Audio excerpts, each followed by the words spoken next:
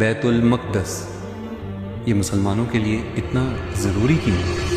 مسجد اقصی مسلمانوں کے لیے اس لیے ضروری ہے کیونکہ قرآن مجید میں اللہ تعالیٰ نے اس کا ذکر بار بار کیا ہے۔ سورۃ انابیہ کے اندر اللہ تعالیٰ فرماتا ہے کہ یہ زمین رحمتوں کی زمین ہے، یہ وہ زمین ہے جہاں پہ میں نے اپنی رحمتوں کو نازل کیا، اور یہ وہی جگہ ہے جہاں سے آپ صلی اللہ علیہ وسلم کا معراج کا سفر شروع ہوا تھا۔ آپ صلی اللہ علیہ وسلم کو مکہ سے پہلے مسجد اقصی لایا گیا، جہاں تمام انبیاء کرام ان کا انتظار کر رہے تھے۔ آپ صلی اللہ علیہ وسلم نے ان کی جماعت کرائی اور یہاں سے پھر معراج کا سفر شروع کیا۔ اور بیت المقدس کے بارے میں یہ کہا جاتا ہے کہ جس قوم کی حکومت بیت المقدس پر ہوگی اس کی حکومت اس پوری دنیا پر ہوگی، جیسے اسرائیل اپنی حکومت کرنا چاہ رہا ہے۔ پر ایسا زندگی میں پہلی دفعہ نہیں ہوا۔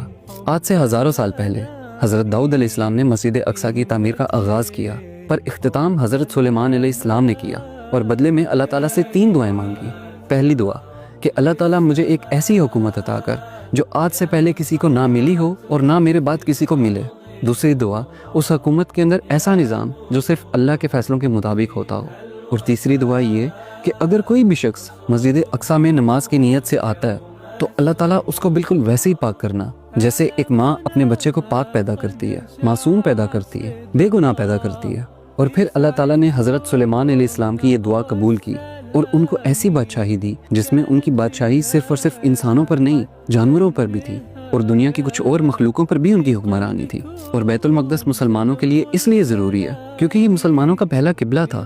آپ صلی اللہ علیہ وسلم نے 14.5 سال مسجد اقصی کی طرف رخ کر کے نماز پڑھی، اور آپ صلی اللہ علیہ وسلم کی حدیث ہے کہ جمع کیے جانے والی اور دوبارہ زندہ کیے جانے والی زمین شام ہے، اور یہیں پہ دجال کا ظہور ہوگا۔ حضرت عیسیٰ علیہ السلام کا ظہور بھی یہیں پہ ہوگا، یعنی کہ یہ وہ زمین ہے جہاں پہ دنیا کے اختتام کی بڑی جنگیں لڑی جائیں گی۔